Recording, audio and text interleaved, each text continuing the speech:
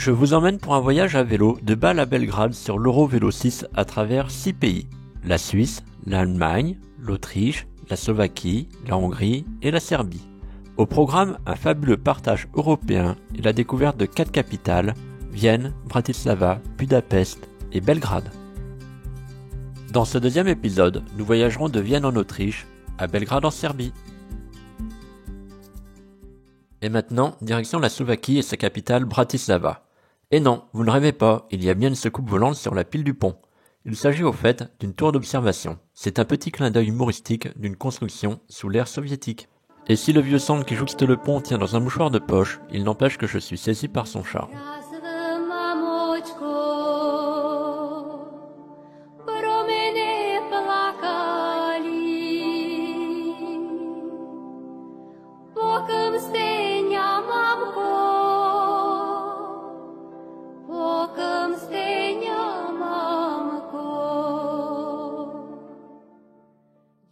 Dur la vie de cycliste, mais il ne me faut pas traîner, car il est déjà temps de rencontrer Véronika, présidente du Slovak Crown Club.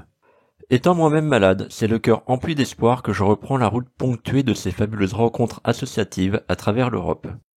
À peine sorti de Bratislava, je décide si je continue en Croatie ou si je vais en Hongrie, et pour mon voyage, ce sera la Hongrie avec la ville de Kunovo. Même si ce n'est pas encore flagrant, j'ai la sensation en Hongrie de m'éloigner de la standardisation du monde occidental. Je dois avouer m'en réjouir, car les pistes terreuses et autres petites imperfections viennent pimenter mon quotidien de cyclo-voyageur.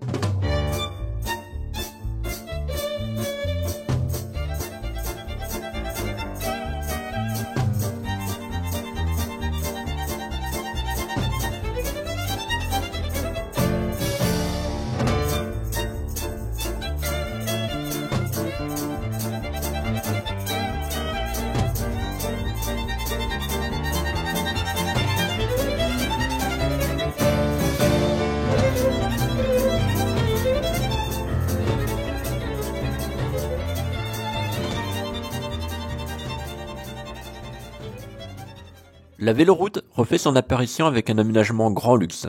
Pas de doute, j'approche de Budapest. Sur mon vélo, je peux embrasser du regard la ville avec la traversée de ses quartiers limitrophes.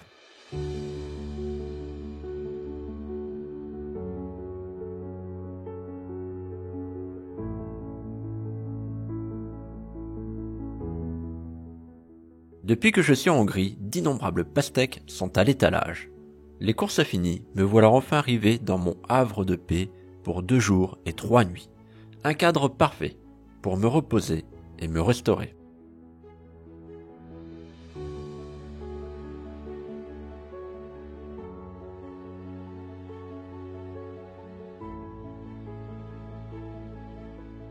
Et non, ce n'est pas un musée, mais le café Gerbeaud, véritable institution à Budapest.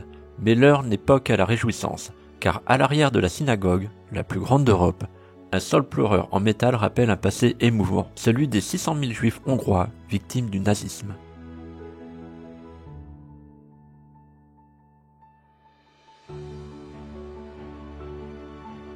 Il me faut redescendre. Bye bye Budapest. Je reprends la route en direction de Belgrade, étape finale de ce voyage. Et voilà, c'est départ de Budapest, ou plutôt faux départ, parce que j'ai dû faire un aller-retour, j'ai 15 km en plus dans la journée pour un t-shirt oublié dans l'entrée qui séchait. Et depuis que j'ai quitté Budapest, je perçois l'Hongrie avec un côté plus authentique, avec une ruralité davantage affirmée.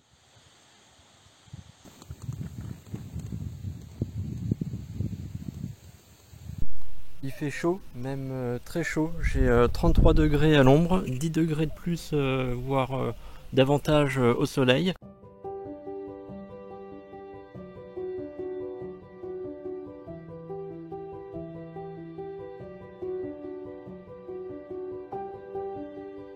Et après avoir tant longé le Danube à vélo, je n'ai pu m'empêcher de changer de point de vue avec une descente en kayak d'une trentaine de kilomètres.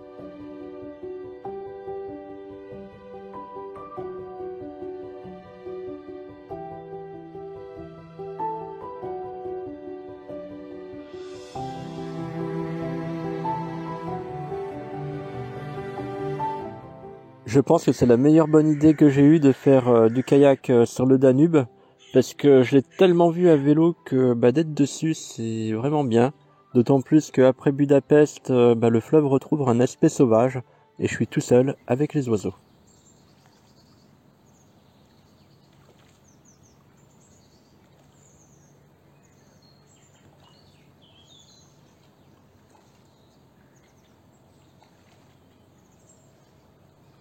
J'arrive à la petite ville de Kaloska. Donc exceptionnellement j'ai réservé une chambre d'hôtel pour 22 € parce que j'avais un espèce de bivouac qui n'allait pas. Je pense que j'aurais été embêté dans la nuit. Et surtout grosse fatigue avec mal de ventre, un effet secondaire de la maladie et puis peut-être l'effort prolongé du voyage. Mais après débat, il y a des hauts. Et dès le lendemain, je me remets en selle pour la Serbie sur des routes peu fréquentées ou aménagées pour les cyclistes locaux.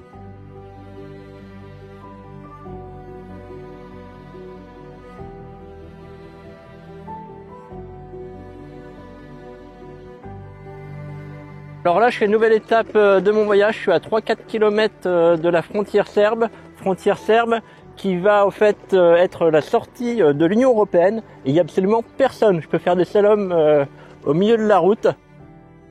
La frontière passée, me voilà sorti de l'Union européenne. Un coup d'œil en arrière et ce mur de barbelés m'évoque de la tristesse. Il a été construit par la Hongrie en 2015 en réponse aux flux migratoires.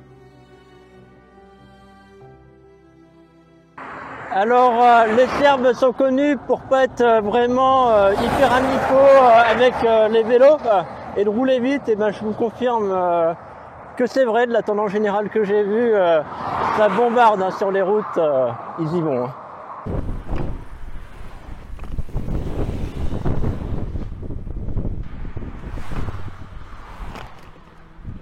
Mais ces tronçons circulés restent relativement limités, et j'alterne avec d'autres moments plus tranquilles, au cours desquels je peux ressentir la ruralité serbe. Et si ici aussi les abeilles ont leur barre d'habitat collectif, les communes en campagne sont moins denses en habitat.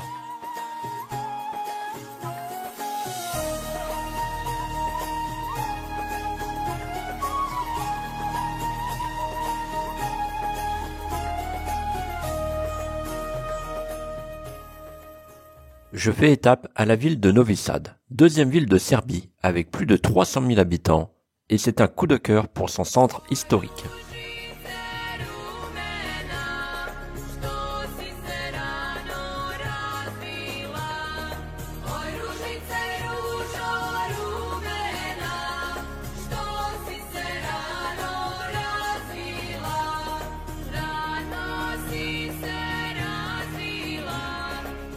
À la sortie de Novi Sad, il y a plusieurs bâtiments aux façades ornées de sculptures. Certaines se détériorent, mais ça donne un certain cachet. Plus loin, en direction de Belgrade, je vois une Serbie qui se modernise avec une voie de chemin de fer flambant neuve. Les paysages changent. Le grand plat des plaines s'estompe et de légers reliefs commencent à s'affirmer.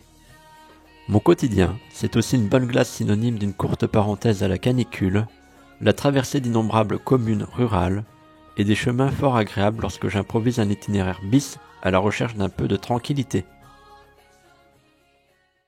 Alors moi, ce que j'aime bien quand je rentre dans une grande ville, comme ici Belgrade, c'est qu'à vélo, je traverse tous les quartiers périphériques et ça permet d'avoir une autre vision de la ville.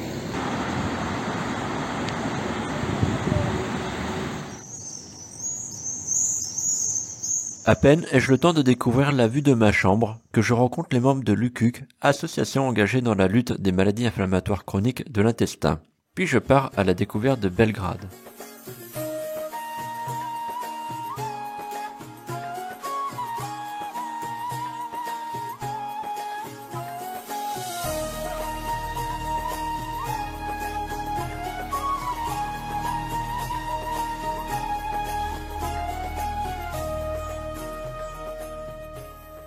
Mais la fin est proche. Après avoir lavé et séché le matériel de randonnée, je récupère un carton vide chez un vélociste. Et maintenant, place à l'atelier vélo. Atelier démontage, j'ai démonté plein de trucs, le guidon, les pédales, la béquille, les roues, j'ai rabaissé la selle, le porte-bagages avant. Bref, maintenant Pégase est tout petit pour tenir dans ce carton.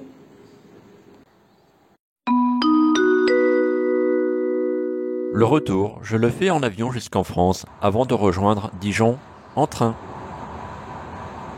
À mesure que j'ai longé le Danube, à l'image de ce fleuve qui n'a eu de cesse de grossir, je me suis chargé de nouvelles connaissances. Dans ma quête d'une meilleure compréhension des pays qui nous entourent et de leur passé, je me suis davantage ouvert aux différences, véritable richesse humaine qui doit nous réunir plutôt que de nous diviser.